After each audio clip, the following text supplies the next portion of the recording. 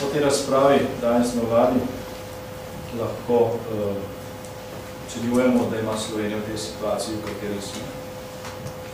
Tri velike prednosti, ki jih nekatere druge države nimajo, ali pa vsaj nimajo vseh treh. Prva velika prednost Slovenije, ki omogoča manevrski prostor, je nizka zadolženost države. 27% bruto domačega proizvoda, da je bila najnižja zadolženost praktično v Evropi. Do 6%, kar je maastrichtski kriterij oziroma tudi kriterij Evropskega pakta stabilnosti in rasti, je še veliko prostora in ta prostor je na razpolago za tiste ukrepe, ki lahko slovenskemu gospodarstvu dajo v tem času dodatne kisik.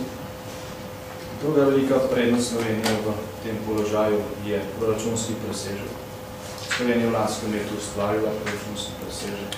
Informacije, ki se pojavljajo na podlagi neke ocene računskega sodišča, ne držijo. Tudi če določena evropska sredstva niso bila počrpana, po drugi strani niso bila porabljena sredstva, ki jih mi namenjamo za lastno udeležbo in se teh zadev ne da gledati samo za enega vidika. Torej, v letu 2007 je Slovenija ustvarila proračunski presežek, to je dejstvo, ki neizpodbitno izhaja iz števil. Poročilo tem je v državnem zboru, upamo, da bo čim prej obravnavano in da bo tudi prihodnji proračun oziroma popravek državljanskega proračuna temeljil na realnih dejstvih. Tudi za letošnje leto je v proračunu predviden presežek, ta bo dosežen. Leta 2004, ko je ta vlada prevzemala mandat, je podedovala za pol milijarde evrov primanjkljaja, prikazanega in neprikazanega. Po koncu mandata je za 300 milijonov evrov presežek. Torej, to je druga prednost v tej situaciji, ki omogoča manevrski prostor. Tretja velika prednost Slovenije je članstvo Evropske monetarne unije v evroobmočju. Kolikor Slovenija danes ne bi bila v evroobmočju, bi posledice svetovne finančne krize čutila bistveno močneje. Vidimo, kaj se dogaja z nekaterimi srednjeevropskimi ali pa severnoevropskimi državami. Tudi zaradi tega, ker so zavarovani z članstvom v območju trdne valute. In vse žrtve, ki smo jih prispevali tudi kot davkoplačevalci za to, da smo izpolnili pogoje za članstvo v Evropski monetarni uniji, se danes kažejo v drugačnem družbi. Lahko rečemo, da se je splačalo. Slovenija je bistveno bolj stabilna in to je naša tretja velika prednost. In vse te prednosti in ustvarjene rezerve, ki obstajajo, od koncu leta 2008 mora Slovenija uporabiti za sprejem ukrepov za preprečitev negativnih posledic svetovne finančne krize na naš standard in na naše gospodarstvo. Grobo vzeto, obstajata dva scenarija v tem položaju, v katerem so. Te rezerve, ki jih imamo, lahko uporabno v dve smeri. Prvi scenarij je srednjeročno pogubno in predpostavlja, da na podlagi pritiskov, ki se pojavljajo, te rezerve porabimo za trajno povečanje socialnih transferov in javne porabe. Presežki se hitro porabijo z nekaj odstopno indeksacijo, postavljeno više, se to skopi. Tako smo hitro pri ponovnem primanjkljaju, ki pa ni porabljen za nov kisik gospodarstva, enostavno za nekaj, kar zdaj na prvi pogled solidarnost, dolgoročno se najbolj podari po žepih in po standardu tiste, ki imajo najmanj. Takšno ravnanje nujno vodi potem na drugi strani k povečanju davkov in prispevnih stopenj. To povzroči povečanje stroškov dela in proizvodnje gospodarstva in zmanjša konkurenčnost gospodarstva. Takojšnja posledica je odpuščanje delavcev in povečanje brezposelnosti.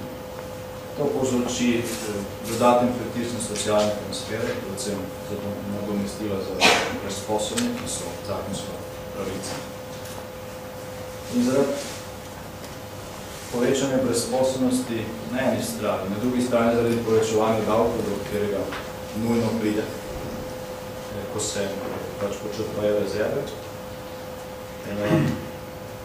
In te zajamčene pravice so pač garantirane. Pridemo v neko spiralo, zaključen krog, v katerega rezultat je siromašenje državljanov, padec standarda, stagnacija, socialna in politična kriza. To je srednjeročno pogubni scenarij, v katerega Slovenija v tem trenutku lahko zavije, kolikor bo rezerve, ki jih ima, in vrednosti, ki jih ima, porabila na nepravi način. Drugi srednjeročno rešilni scenarij je hitra razbremenitev gospodarstva z nekaterimi ukrepi, katerih bo nekaj več povedal viceminister za gospodarstvo. Tudi nekateri drugi so na voljo, in bomo razpravo nadaljevali.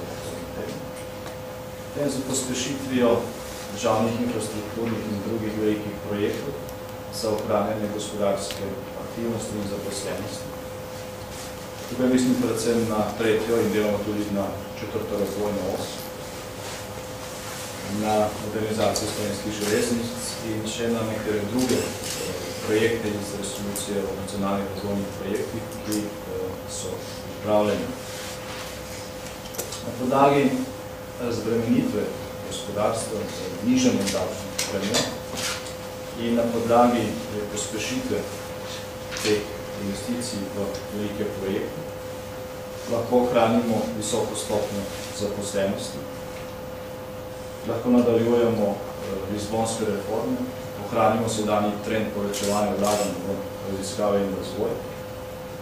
Hkrati pa je zato, da ustvarimo prostor za dodaten kisik gospodarstvu, da je potrebno realno zmanjšati javno porabo v nekaterih segmentih in ravno na tej točki potrebujemo ta generacijski sporozum ali generacijski socialni sporozum. Poleg rezultatov, o katerem sem prej govoril, bi moral biti konkreten rezultat tudi na podlagi izračunov obdržanja javne porabe v naslednjem letu na ravni leta 2008. In po potrebi enak pristop tudi v letu 2010. Potem je potrebno uporabiti selektiven pristop. Ta selektiven pristop mora biti tudi solidarnostno naklonjen najbolj ranljivim kategorijam prebivalstva. In po takšnem pristopu je možno brez velikih socialnih in posledičnih političnih posledic in tudi brez recesije prebroditi naslednje leto ali dve, dokler se tudi v svetovnem in evropskem merilu ne bodo začeli kazati znaki bistvenega izboljšanja položaja.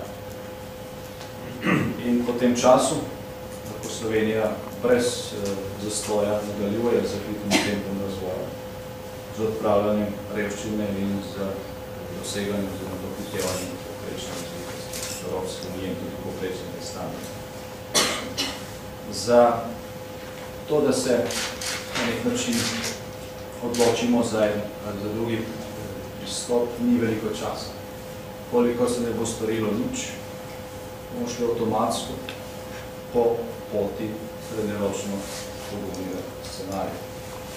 In bomo odvisni popolnoma od tega, kaj se bo dogajalo zunaj, to pa ne bo pozitivno vplivalo na naš razvoj. Torej so potrebni ukrepi. In ker so potrebni ukrepi, potrebujemo tudi vlado za polnjenje oblasti. Z tega vidika jaz obžalujem, da ti postopki tečejo nenavadno počasi.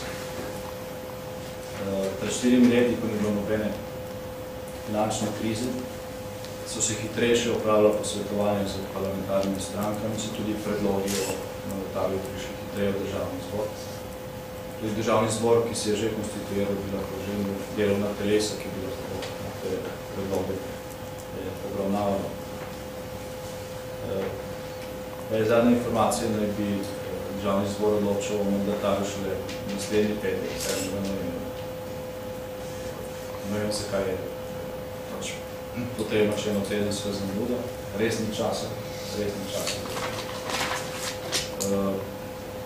Nekoliko nenavadno, da je že druga seja državnega zbora sklicana natančno na tisti datum, ko je sklican tudi Evropski svet, čudna slučajnost. In ko govorimo o vsem konkretni situaciji, bi moral biti zakon o spremembi zakona o javnih financah, ta zakon, ki je vlada danes postavila naprej, in ki bo začel veljati šele po objavi v uradnem listu, ne bo mogel veljati za nekaj takve situacije. Drugačno, ker je tudi zakon o bankah. Ta zakon bi pravzaprav moral biti sprejet naslednji teden, ker bi moral državni zbor se resno lotiti naslednji teden, kar je poslovniško nemogoče, ker še ni delovni teles.